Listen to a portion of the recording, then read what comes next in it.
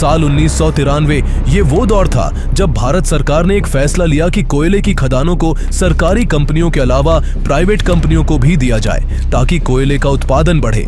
लेकिन सरकार से यहाँ पे सबसे बड़ी मिस्टेक होती है जिसकी वजह से ये पूरा कांड हुआ। नॉर्मली कोई ऐसी स्कीम्स में ऑक्शन होता है और फिर एलोकेशन किया जाता है, पर यहाँ कोई ऑक्शन की सिस्टम नहीं बनाई, यानी जिस कंपनी को खदान चाहिए थी उसे सीधे सरकार से कोल ब्लॉक अलॉट कर दिए जाते थे और यही सबसे बड़ी गलती थी।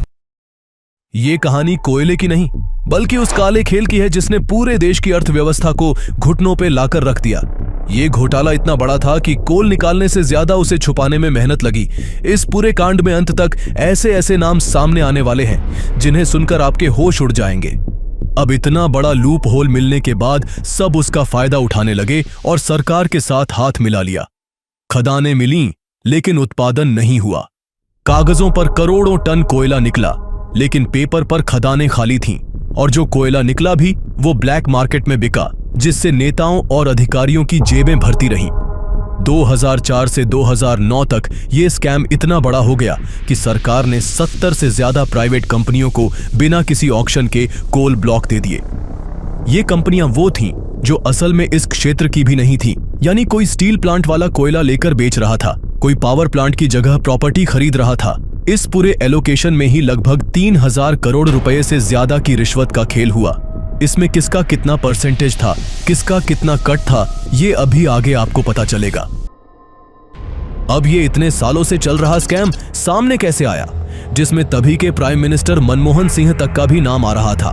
तो देखिए, CAG एक संस्था है जो सरकार के फाइनेंशियल्स के ऑडिट कराती है।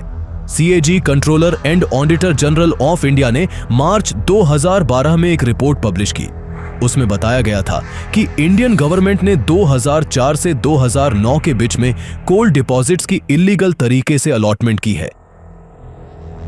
CAG के ड्राफ्ट रिपोर्ट के अनुसार यह 10 लाख करोड़ का स्कैम था, पर CAG के फाइनल रिपोर्ट में यह घटाकर 1.186 लाख करोड़ कर दिया गया। पर यह इतना बड़ा डिफरेंस कैसे आया? क्या कोई पॉलिटिकल प्रेशर की वजह से या और कोई रीजन था? ये आगे आपको बताएंगे। CAG की इस रिपोर्ट में सबसे इंपॉर्टेंट पॉइंट था कि गवर्नमेंट ने सही तरीके से कोल डिपॉजिट्स एलोकेशन करनी चाहिए थी, जो कि कॉम्पिटिटिव बिडिंग से होनी चाहिए, जो कि नहीं हुआ। CAG ने यह भी मेंशन किया कि जो पैसे गवर्नमेंट को कोल एलोकेशन से मिले वो कई ज्यादा हो सकते थे अगर एलोकेशन बिडिंग के थ्रू होती, और ये एक सबसे बड़ा रीजन था कि इंडियन गवर्नमेंट को इसमें इतना बड़ा लॉस हुआ। दरअसल CAG की पहली रिपोर्ट में कोई भी स्कैम या करप्शन की बात नहीं की थी।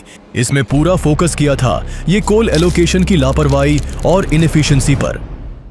फिर 27 अगस्त 2012 को CAG फाइनल रिपोर्ट सबमिट करती है, तो उसमें बहुत बड़े बड़े नाम सामने आए, तभी के प्राइम मिनिस्टर से लेकर सोनिया गांधी और बहुत सारे नाम। जब यह रिपोर्ट 27 अगस्त को पार्लियामेंट में पेश हुई तो डॉक्टर मनमोहन सिंह, जो तब प्राइम मिनिस्टर थे, उन्होंने कहा कि CAG ने लगाए हुए सारे आरोप झूठ है और कोल एलोकेशन सही तरीके से हुए है।